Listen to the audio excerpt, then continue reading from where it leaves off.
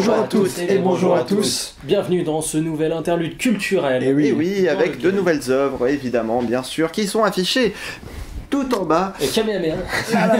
Et bien évidemment, on espère que cette sélection d'œuvres vous sied à merveille. Avec des films récents, des livres moins récents et tout plein de choses. Oui, comme vous allez découvrir tout de suite. Sorry about that. Needed to let off a little steam.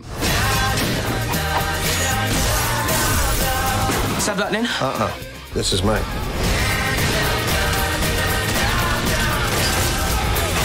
If I save the world, will you give me a kiss? I'll give you more than just a kiss. I'll be right back.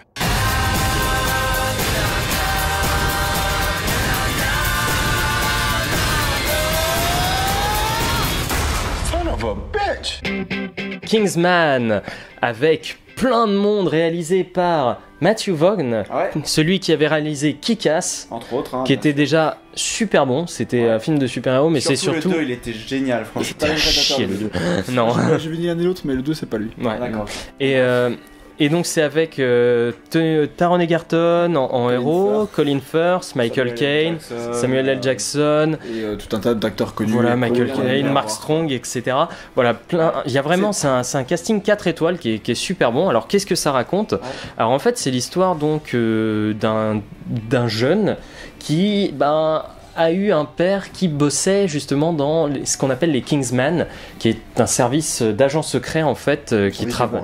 Pas vraiment. Non, Kingsman en fait c'est le nom d'une entreprise qui fait des costards sur mesure super classe et qui donne aussi accès à plein de choses, c'est-à-dire la juridiction pour toi elle est un petit peu allégée, disons, plein de trucs un peu cool, tu vois. Les avantages au niveau de la justice. Voilà, de la justice, de l'argent, de tout ce qu'il faut. Alors qu'est-ce que ça raconte ? En fait, ça raconte l'histoire donc de ce jeune-là qui est un petit peu paumé et qui va rencontrer Colin Firth, qui va lui dire... l'acteur, non, dans son rôle, qui va lui dire, bon, écoute, en ce moment, à Kingsman, on est en train de recruter, entre guillemets, alors ça se fait dans le plus grand des secrets, il lui dit pas tout à fait comme ça, mais... ton père a bossé avec nous, toi t'as beaucoup de capacités, mais t'as quitté l'école, t'as fait ceci, t'as fait cela, donc tu peux tenter le concours d'entrée chez nous, tu vois, ça se fait quand même, c'est cool.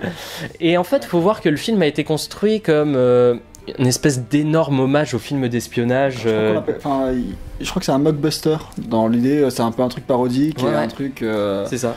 Mais toi qui as vu les James Bond, ça te parlerait. Je les revois en ce moment, ça te parlerait énormément parce que ça parodie tout ça, ça casse les codes, ça casse les codes, ça les reprend, mais pour les caricaturer. En tout cas, apparemment, il essaie de faire des choses assez intelligentes en fait. C'est ça. De ce que j'ai entendu, parce que moi j'ai pas vu le film non plus, mais du coup j'ai entendu qu'il y avait, limite des trucs un petit peu à la Kojima en fait, brisage du quatrième mur, des choses comme ça. Ouais, il y a plein de trucs. Voilà, mais disons que après moi j'essaie de me tenir le moins informé possible sur le film pour avoir les meilleures impressions aussi. C'est aussi un film que j'ai envie de voir, que j'ai pas eu l'occasion de voir parce que dans ma vie il passait pas en VO et je pense que c'est un film vraiment à voir en VO. C'est un film à voir en VO, vu le casting et vu les accents qu'ils prennent, puisque c'est vraiment des accents ultra british. Et alors c'est génial parce qu'ils jouent tous à fond sur cet accent là, et en plus Samuel L. Jackson qui zazate en anglais, c'est énorme. En plus, c'est lui le méchant, il est énorme. Ils l'ont peut-être reproduit en français après derrière. Ils l'ont reproduit en français en se attend, mais c'est plus Samuel L. Jackson, tu vois. C'est pas motherfucker. Donc, alors en fait, le film peut être scindé en deux parties, c'est-à-dire une première partie où va vraiment y avoir tout le côté entraînement du héros, etc., qu'on a déjà vu, revu, et qui est pas forcément la meilleure partie du film. Et ça, c'est vraiment la première grosse moitié du film, et là j'étais moi il m'a été pourtant bien inventé, j'attends quand même que ça démarre, tu vois, à un moment, surtout que le film démarre un peu sur les chapeaux de roue avec le décor qui explose pour mettre fait par Matthew Vaughn. Je trouvais ça super cool, surtout sur du bon rock ça démarre. Et puis il y a une scène dans une église, une scène d'action sur le solo de guitare de Freebird, qui est un des solos de guitare les plus connus au monde. Et alors là, c'est génial. C'est là que le film commence réellement. Ça part dans tous les sens. Il y a vraiment de la violence. C'est-à-dire, le film est interdit aux moins de 12 ans. Moi, j'ai été assez surpris quand j'ai été le voir, de voir qu'il y avait... Kika, c'était déjà interdit aux moins de 12 ans. Voilà, c'est ça. Et là, pareil, il continue dans la violence exacerbée. Et c'est top à ce niveau-là parce que tu sens que c'est les acteurs qui font leurs propres scènes d'action. Colin Firth a tourné 80% de ses propres scènes d'action. Donc ça c'est génial puisque ouais, mais surtout ce qui est génial c'est que ça veut dire que t'as un rapprochement, tu le vois pas de dos face à la caméra, tu vois. Donc du coup durant les scènes d'action tu te dis putain c'est lui et ça y va, ça à fond, c'est bien coupé, c'est bien monté, c'est super bien agencé, tout de la violence etc, c'est top et du coup tu rentres et t'es ah ouais putain c'est trop bien. Juste à partir de cette scène là le film devient vraiment énorme jusqu'à une confrontation finale aussi qui est vraiment super. Et du coup les méchants en fait ils sont vraiment ils imposent si tu veux quelque chose. Ouais, L. Jackson est énorme, mais surtout il a une nana qui lui sert de servante entre guillemets, mais qui au lieu d'avoir des jambes a des sortes d'épées qui permettent de couper tout. Genre tout. Donc ça va bien dans le délire. Voilà, ça va dans le délire, mais surtout ouais voilà, c'est dans les scènes d'action, tu sens que le film déjà il te prend pas pour un con. Ce qui est vachement bien pour un film d'action. Il les réalise bien. Matthew Vaughn, c'est bien réalisé. Ah ouais, c'est super bien réalisé. Non, je te dis, au niveau des plans de caméra, etc. Vraiment, les scènes d'action, c'est ce pourquoi il faut aller voir le film. C'est un vrai blockbuster à ce niveau-là. Avec tout ce qu'il faut de lisibilité, etc. Ça, c'est vraiment top. Maintenant, il reste encore une fois cette première partie qui est vraiment qui est en deçà. Mais du coup, c'est la première. Intéressante et qu'elle amène là-dessus. Elle amène la deuxième, mais en même temps, je me dis que du coup, c'est la première. Tu vois, et là, tu termines quand même sur un super truc. Tu vois, les 45 dernières minutes sont top. Donc, tu te dis, les 45 premières, bon, je les évince un peu si tu veux, je les laisse de côté. Même si elles sont là. C'est cool. Voilà, quand tu ressors du truc, t'as. Ah, c'était cool, tu vois. Ouais, c'est ça. Tu recommandes vivement. Je recommande peut-être pas vivement, mais je le recommande en tout cas. En anglais. Ouais. Uniquement en anglais. Pas possible autrement. On n'est pas si totalitariste que ça. Non, même moi, je l'ai regardé avec des sous-titres français. Faut pas déconner non plus. Mais ouais, un film qu'on vous recommande malgré tout.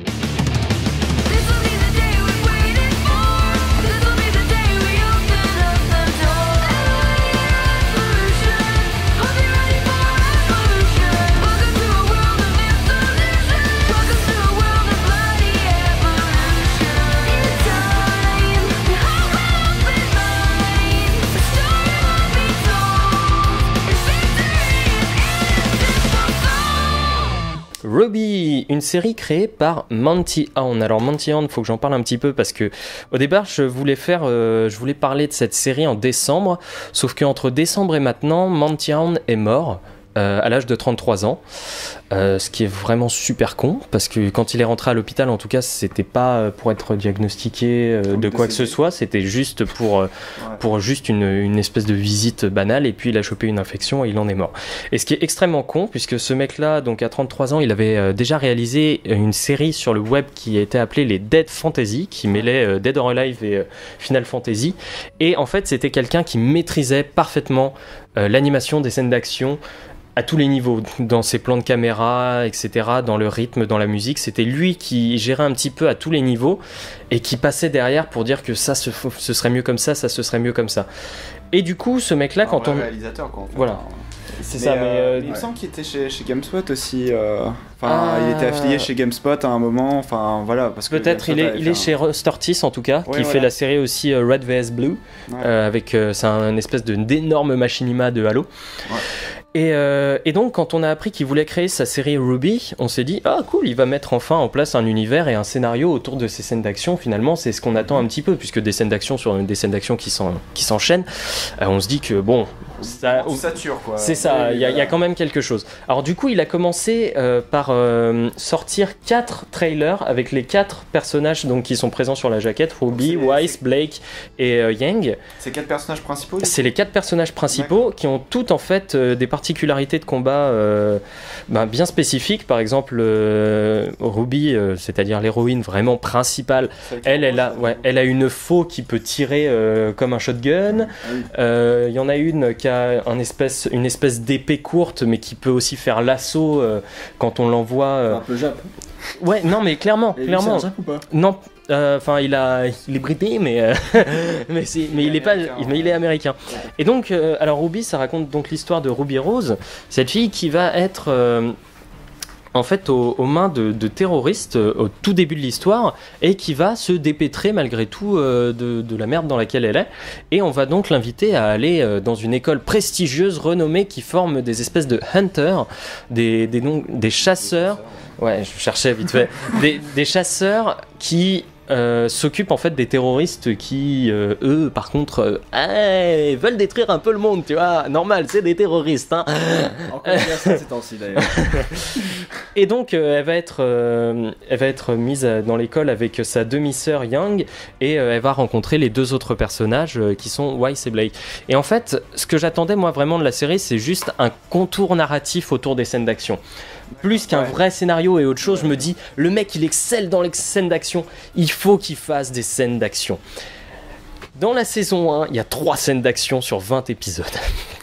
20 ou 21, je sais plus. Donc, mais est-ce qu'il y aura plusieurs épisodes? Non.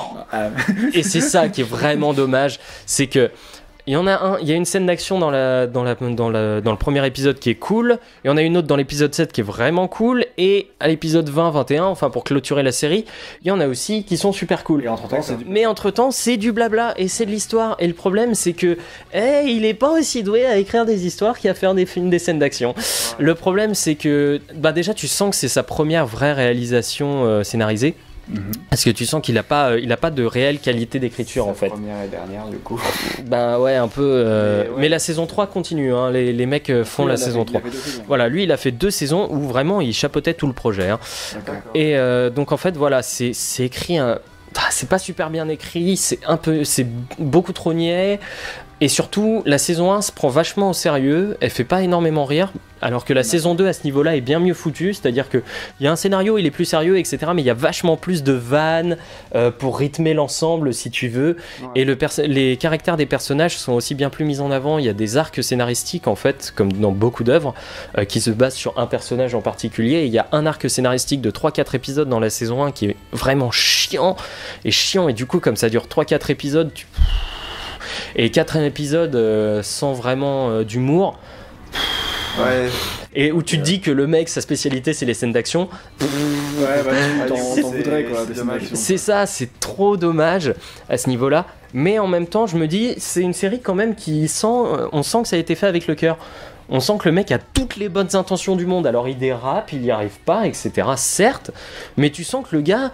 Il est plein de bonnes intentions. Il est plein de bonnes intentions, et surtout il a vraiment la volonté de bien faire et de te raconter une histoire. Et c'est pour ça que la saison 2 est bien meilleure à ce niveau-là, puisque elle raconte mieux l'histoire, les scènes d'action sont mieux foutues. Il y en a une d'ailleurs qu'on est en train de vous montrer rapidement en extrait. C'est une scène d'action où ils sont dans une cantine et ils prennent tous les aliments qui font appel un petit peu à leurs armes, une liane de saucisses par exemple, tu vois, c'est complètement con mais ça marche à fond, et surtout c'est bien rythmé, l'OST est relativement bonne, pareil ça a été fait par des amateurs, hein, et vraiment tu vois c'est une série qui a beaucoup de choses pour plaire, mais qui en même temps se rate sur beaucoup de points où elle aurait pu réussir si elle avait été plus légère.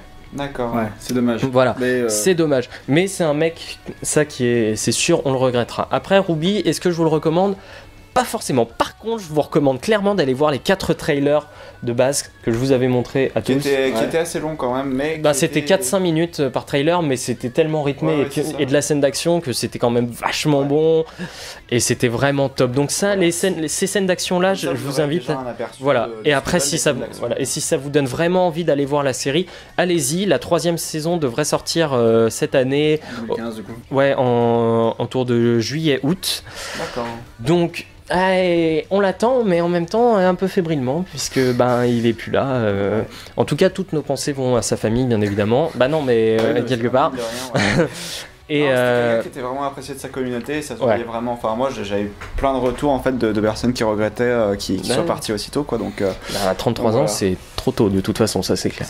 Donc voilà. En tout cas, c'est une série qui a beaucoup de scènes d'action, enfin qui a pas assez de scènes d'action et beaucoup trop d'enrobage, et donc c'est un petit peu dommage. Vous pouvez trouver la série en sous-titré en français sur internet. Par contre, ça c'est le DVD. Ouais, ça c'est le DVD, et le DVD je l'ai acheté import États-Unis. il n'y a pas de sous-titres. J'étais trop déçu. Je me dis, ça va, c'est compréhensible. Hein, si vous avez un anglais relativement bon, ça va, c'est compréhensible. Mais en même temps, c'est toujours agréable d'avoir des sous-titres. Enfin, moi, j'aime bien. C'est un confort. C'est ça. En filigrane, il y a marqué Made in Mexico, c'est marrant. Voilà. En tout cas... Donc, c'est une série mexicaine. Allez. Voilà, donc, Hobbit.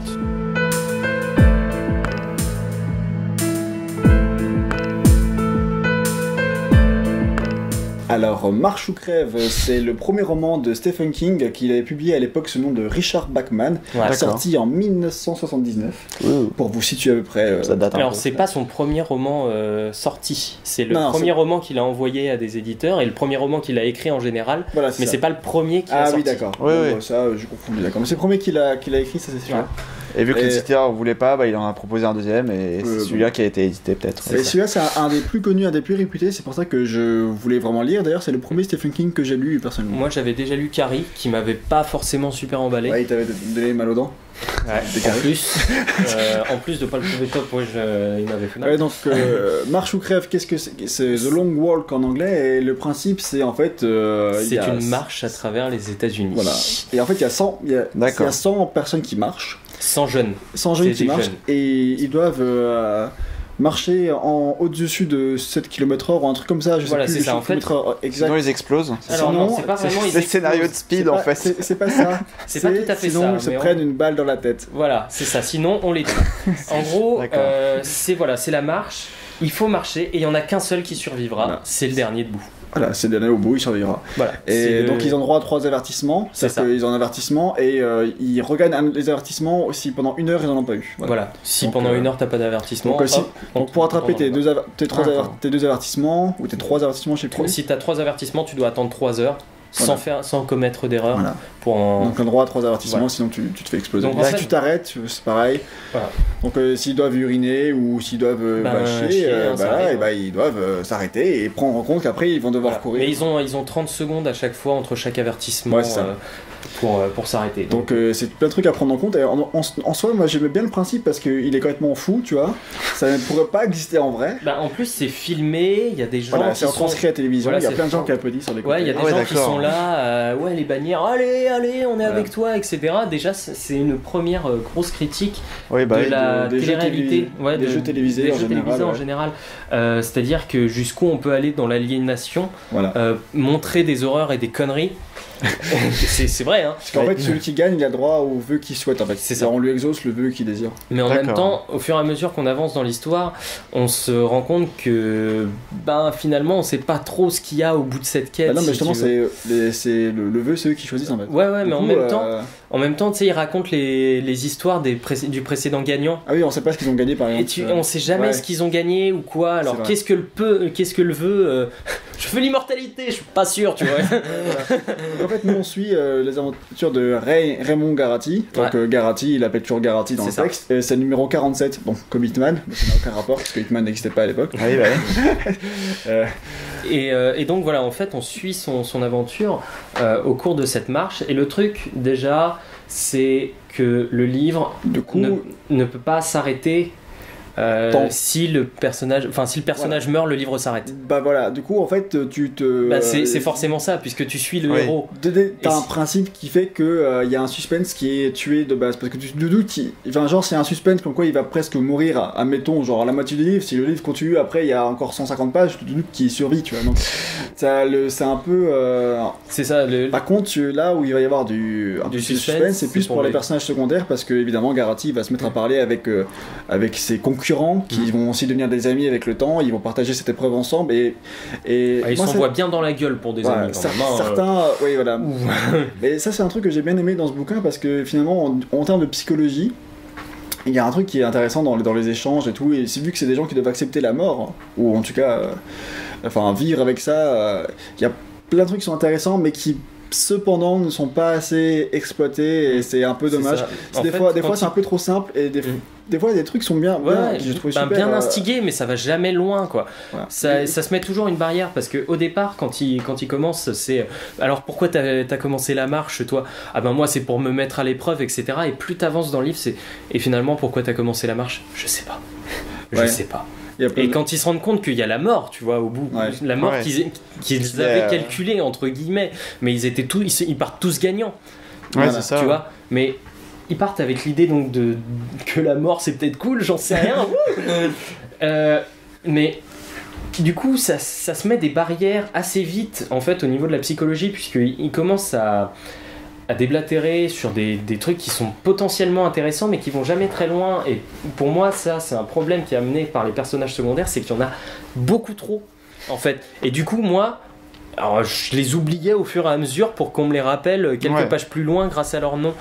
Et du coup, le fait qu'il y ait autant de personnages secondaires, il y a d'autant plus de psychologie et de traits de psychologie à développer, et d'autant traits de psychologie qui seront finalement dans un petit carcan, tu vois, qui seront jamais vraiment développés. Ça me dérange pas trop parce que du coup, vu que ça toujours est constitué de dialogue, parce que tu seras jamais que dans la tête de Garati, c'est aussi la personnalité est approfondie via les dialogues, donc du coup c'est normal que tu ne connaisses pas toute la psychologie de ceux que tu côtoies en général, tu vois. Donc tu vas plus connaître évidemment ceux qui côtoient le plus, donc il y en a un, je sais plus comment il s'appelle, c'est son grand ami, un mec qui va devenir super pote. Et là où le livre se casse un peu en termes de suspense, c'est plus que tu vas vite deviner. Enfin moi franchement dès que j'ai lu le début du roman, dès que ça commence, je savais lesquels allaient crever en premier et lesquels allaient crever en dernier. Enfin, c'est ça, le trio final, on le devine assez vite. On le devine très très vite. Et puis il y a un retournement de situation à la fin qui arrive qui fait hey, retournement de situation, dont on s'en branle. Mais il y a un retournement de situation qui est vraiment pourri. De manière générale, le gros défaut du livre, c'est que la fin est très bâclée. Mais en fait, elle est torchée par rapport au reste du livre. Si tu veux, le livre en fait est découpé en plusieurs parties, c'est-à-dire qu'on peut pas suivre le truc puisque ça dure sur plusieurs jours, sur plusieurs heures. Mais il faut aussi qu'il y ait une avancée psychologique qui se fait pas au fil des minutes. Au début de la marche va être décrit assez longuement parce que tu vas vite te rendre compte de l'épreuve que c'est en fait. Et ça c'est intéressant en termes de décrire cette épreuve physique quand même. Et donc au début, les premières heures, les premiers jours, la première nuit est vraiment décrite par exemple. Ah ouais, mais elle est top celle-là. Elle est vraiment top. Et par contre les suivantes du coup seront passées en 3 lignes, tu vois. Mais ça c'est pas grave encore. Mais le problème c'est la fin en elle-même. Elle est bâclée en 2 ou 3 pages et il n'y a pas de vraie confrontation. Il manque le gros impact, le grand suspense final. Ça, avec le retournement de situation qui est amené à la fin, on peut se dire ça y est, c'est lui le boss final, ça y est, il va y avoir le truc de fou. Et non, il n'y a rien. Il y a rien. Et puis même en termes de trucs qui pourraient vraiment être faits émotionnellement, qui se passent super vite. Et en même temps, c'est un défaut, comme en même temps je trouve ça intelligent parce que. C'est la pensée, le mec la pensée qui est coupé. Ils deviennent un peu fous parce que plus ils avancent, plus ils sont affaiblis et puis du coup leur pensée elle. Puisqu'ils dorment pas. Continue. Ils marchent en dormant. Enfin, ils dorment, mais comme ça, quoi. Ils dorment, ils se reposent pas vraiment. Non. Du coup, leur pensée, elle est un peu alternée, ce qui fait que du coup, à la fin, c'est assez bien retranscrit, je trouve, le fait que les descriptions sont moins longues parce que le personnage, il est moins. Ouais, mais en même temps, ça tue. Mais en même temps, ça casse la narration. Ça, c'est dommage. Et le truc, c'est que vraiment, la fin, mais ça tombe. Quoi. C'est coupé n'importe comment, on se dit il aurait fallu au moins 3-4 pages de plus quoi. Moi j'aurais dit une bonne dizaine de pages de plus. Il manque un épilogue en fait. On a une conclusion qui est bâclée et par rapport à une conclusion bâclée, qu'est-ce qu'on attend? On attend un épilogue, tu sais, un truc genre 15 ans plus tard ou 100 ans plus tard, dans la mémoire des gens, qu'est-ce qui est resté de ce truc? Peut-être que ça aurait été pas assez fin. Non, mais peut-être, mais tu vois, il y avait quelque chose à faire. Parce que King, il est quand même réputé, tu vois. À l'époque, c'était son premier bouquin. Voilà. Mais... Donc il l'était pas encore. Mais tu vois, il y a ça. Moi, je trouve qu'il y a pas mal de choses, en fait, qui vont pas. Puisque, comme pour revenir un petit peu sur les personnages secondaires, comme je disais, on s'y attache pas vraiment. Et quand tu disais, pareil, que la tension vient plutôt des personnages secondaires. Moi comme je m'attachais pas à ces personnages secondaires là puisqu'ils étaient pas développés, mais je m'en foutais. Le mec il pouvait crever, vas-y bastos dans la tête. Il y en a t'es content quand il crève. Oui, il y en a t'es content quand il crève. Mais je veux dire, il y en a beaucoup où tu te dis il est mort quoi. Enfin, Osef c'était juste un mec qui disait. Il te rajoute genre il va prendre contact avec un nouveau personnage et qui va finalement devenir la chair à canon pour se faire buter plus tard. C'est ça. Ces trucs qui sont un peu. C'est ça. Je trouve que tu peux pas vraiment de toute façon t'attacher au personnage. Enfin moi dans ma tête je me dis de toute façon vers la fin ils vont tous mourir. Il doit y avoir un gagnant à la fin. Donc je peux pas m'attacher à des personnages secondaires où je me dis tu vas forcément crever, mec. Ouais. C'est un peu comme comme Hunger Games ou Game of Thrones. Ou Game of Thrones. Moi, c'est aussi, vraiment différent quand même parce que non, Game of Thrones, moi c'est l'impact que j'ai, mais on en parlera quand on parlera de la série. À la fin de la séance. Bref, donc du coup, moi je le recommande quand même parce que rien que pour le principe, parce que le principe est quand même vraiment intéressant. C'est un film qui a jamais été adapté au cinéma, il n'y en a pas beaucoup quand même.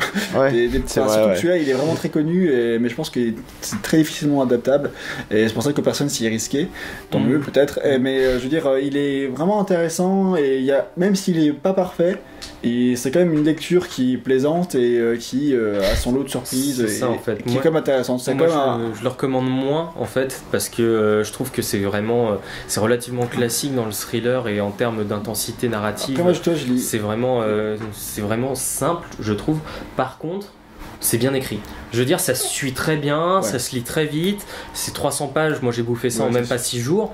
Je veux dire, ça se lit rapidement. Il a un style de toute façon qui est limpide et la traduction est plutôt bonne avec King. Donc, en général, si moi je vous dis pas de l'acheter, je vous dis si vous l'avez dans les mains un jour, jetez-y un œil quoi. Parce que moi je lis pas beaucoup, mais c'est pas une lecture que j'ai regrettée, loin de là, parce que je suis vraiment content de l'avoir lu quand même s'il est pas parfait.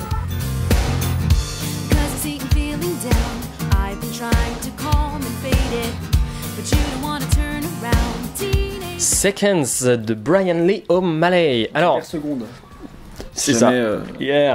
Alors, ça vous dit peut-être quelque chose ce nom parce que c'est un mec qui a réalisé un comic book qui est vraiment très connu, qui s'appelle Scott Pilgrim. Légèrement connu. Voilà, donc t'as vu, ça te parle. Oui, voilà. Et puis d'ailleurs, rien que sur la couverture, on voit que le bonhomme c'est un peu les mêmes yeux que. C'est ça. Alors c'est une bonhomme surtout. Ah oui. C'est une bonhomme, c'est ça. Alors en fait, c'est l'histoire. Enfin, juste pour une petite parenthèse sur Scott Pilgrim, c'est une série qu'on vous conseille énormément, qui est aussi adorée par notre invité l'étranger. C'est une série en fait qui tant les comics que le film. C'est ça. Moi je kiffe le film aussi. D'ailleurs même le jeu vidéo d'ailleurs. Mais en fait c'est une série, je trouve, qui cristallise parfaitement l'idée qu'on peut se faire d'une adolescence un peu programmée, si tu veux. C'est complètement délire. C'est génial, il y a des scènes d'action complètement folles, c'est fou. Voilà, mais en tout cas, déjà on vous conseille celui-là, mais là faut voir qu'il a pris une direction beaucoup plus mature avec ce Seconds. En fait, ça raconte l'histoire de Cathy qui a un restaurant qui s'appelle Seconds. Et Cathy est une fille très douée en cuisine, etc. Non, c'est un restaurant. Non, c'est un fast-food parce que tout est fait en quelques secondes. Et donc en fait, Cathy, elle essaye d'ouvrir en fait un deuxième restaurant en ville, mais ça se passe pas super bien. Déjà, elle a des problèmes financiers. Ensuite, avec son ancien copain, c'est terminé. Mais l'ancien copain, tu sens qu'il essaye quand même de revenir avec elle, et qu'elle est prise entre deux feux. Elle sait pas trop où aller.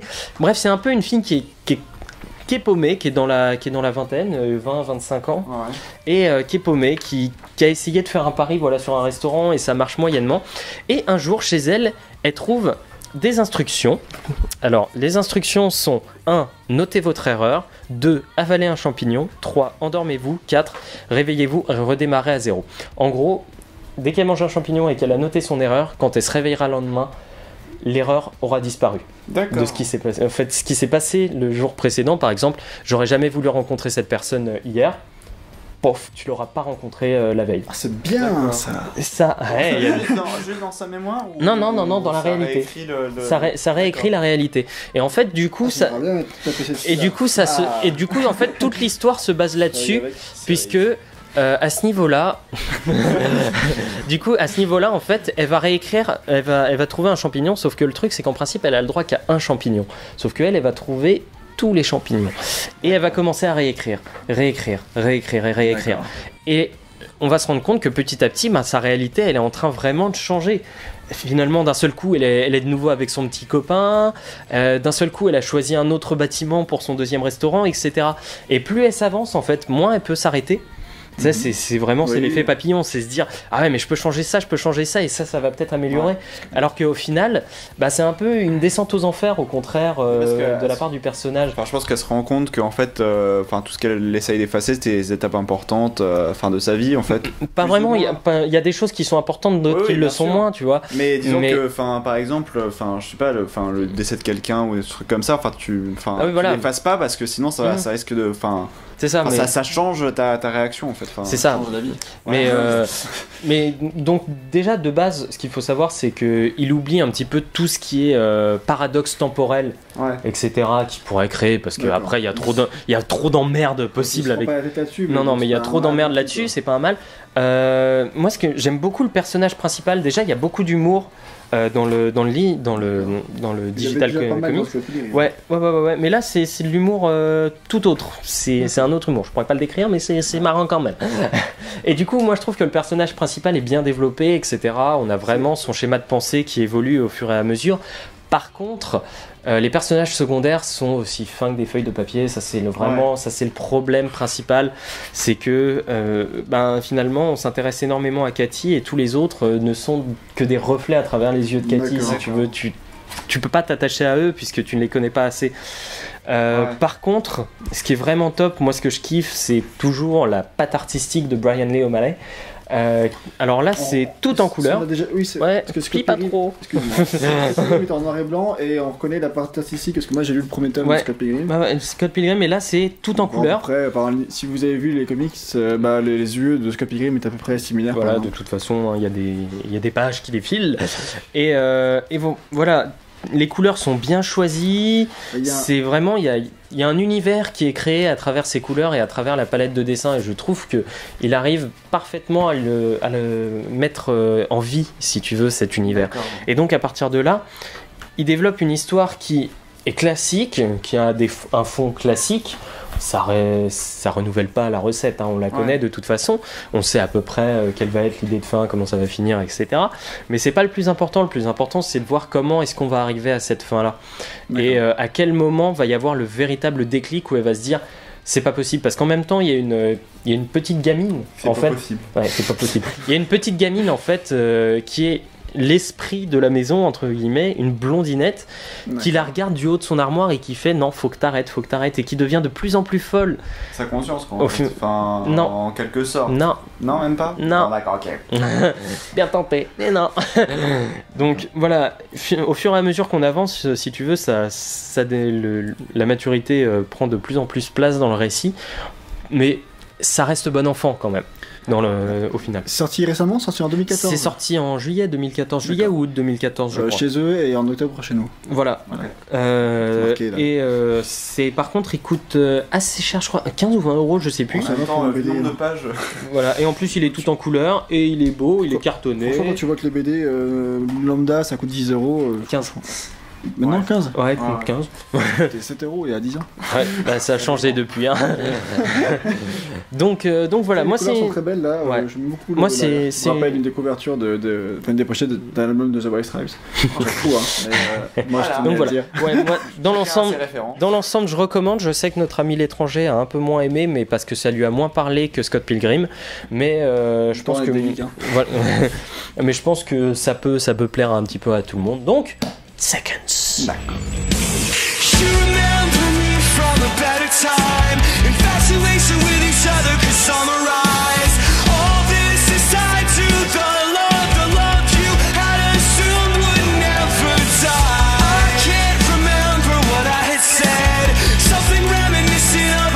Alors, Inner Party System, donc c'est un album et c'est un groupe en même temps parce que c'est le premier album et le seul album complet en fait qu'ils ont jamais fait en fait. Ah ouais, sinon c'est des EP ou Bah en fait, c'est un peu difficile à expliquer. En gros, ils ont sorti leur premier.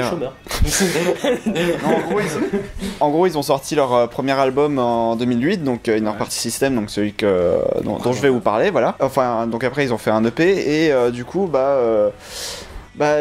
c'est le seul vrai album complet, etc. Il a été featuré en fait dans. Comment est-ce que je les ai découverts? C'était dans Burnout Paradise. Il y avait leur chanson qui s'appelait. Donc c'est sûrement du rock.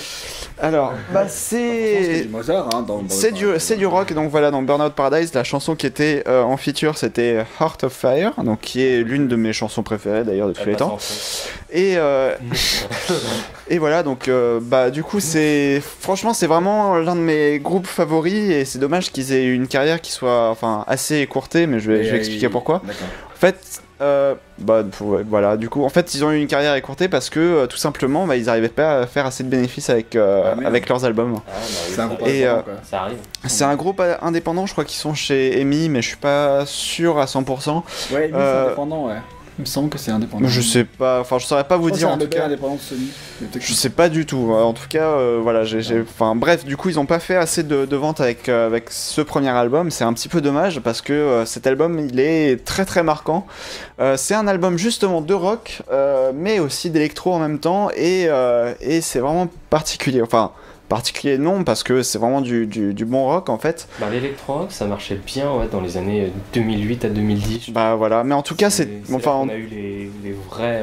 Mais voilà, mais si c'était que ça, et bien justement, ça m'aurait pas plus intéressé que ça. Donc au début j'avais tellement bien kiffé Heart of Fire que j'écoutais dans Burnout Paradise que du coup je me suis dit je vais écouter le reste de l'album, et c'est Jack Chris qui m'avait conseillé justement de l'écouter. Je l'avais pas vu depuis 3 ans. Voilà, c'est ça.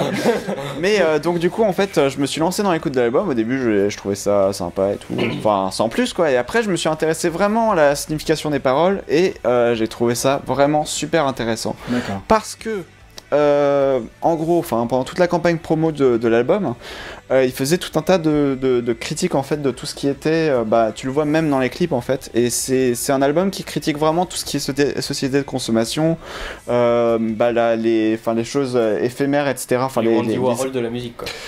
Non, vraiment pas dans ce sens-là, parce que eux ils vont vraiment chercher à faire un truc qui est vraiment critique, et ça se voit en fait, ça se ressent, surtout dans cet album-là, parce que dans certains, même dans l'EP suivant, c'est quelque chose qui va être assez critiqué. Mais tu regardes leurs clips et tu vois que ils vont vraiment en fait dans leurs paroles en fait, par exemple.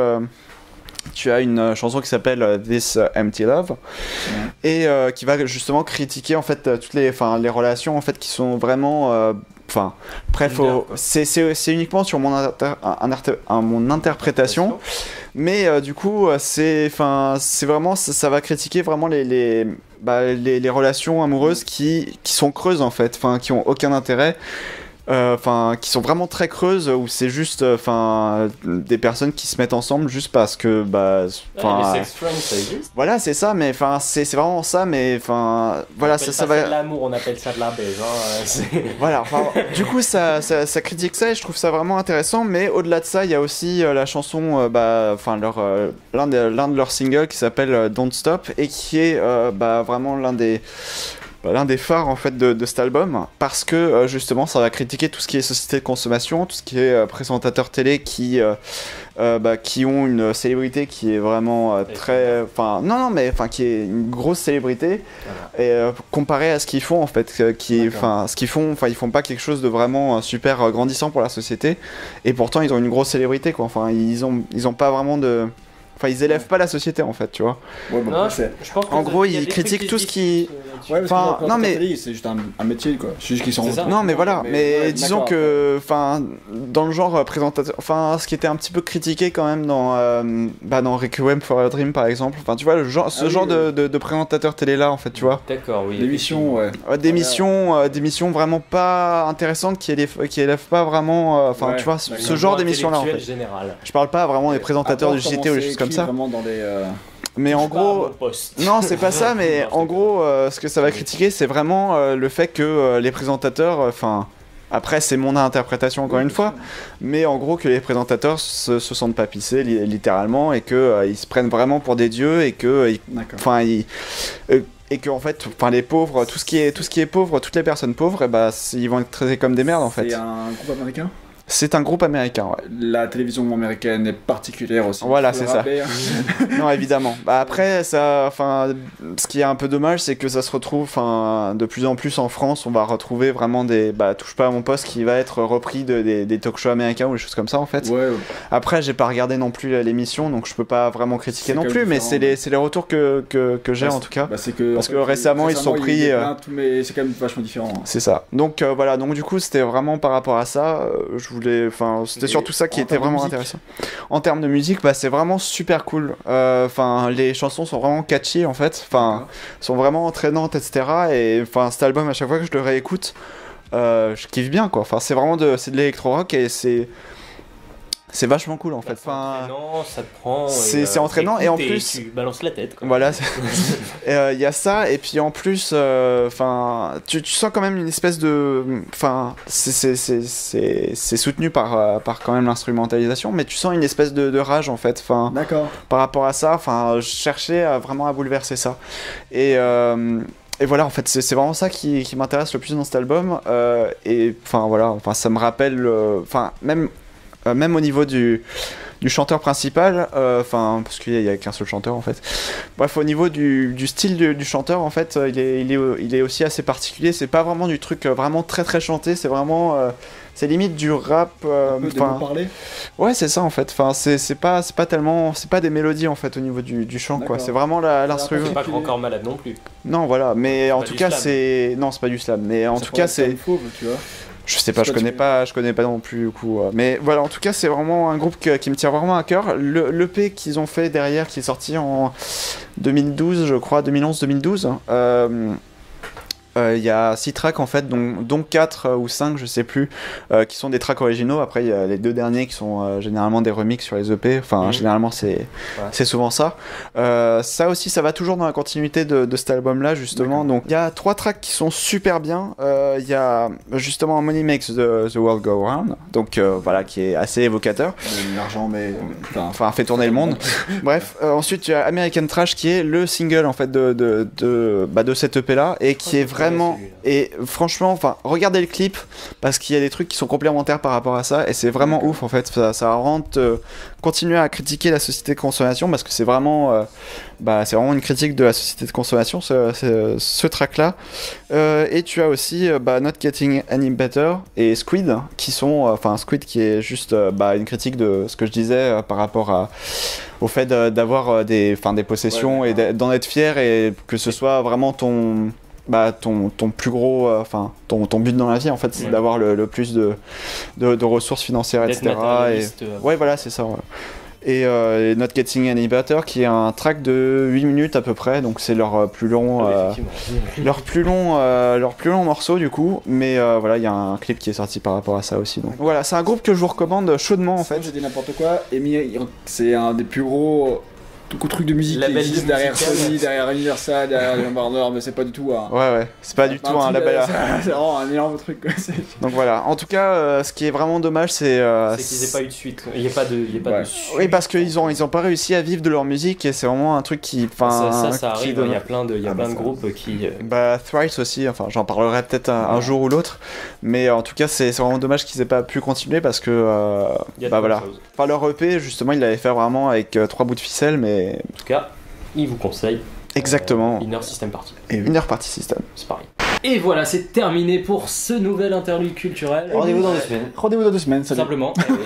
Voilà, avec à chaque fois de nouvelles œuvres, etc. Si vous avez des avis sur les œuvres dont on a parlé aujourd'hui, n'hésitez pas à nous en parler en commentaire. On est toujours là pour y répondre, ou pour les regarder, ou pour s'en battre les couilles. Même avec 2 semaines de retard, ça n'arrive, ne perdez pas espoir. Voilà. Et donc, on vous dit, à dans 2 semaines. À dans 2 semaines et dans 3 jours pour un test. Aussi. Accent.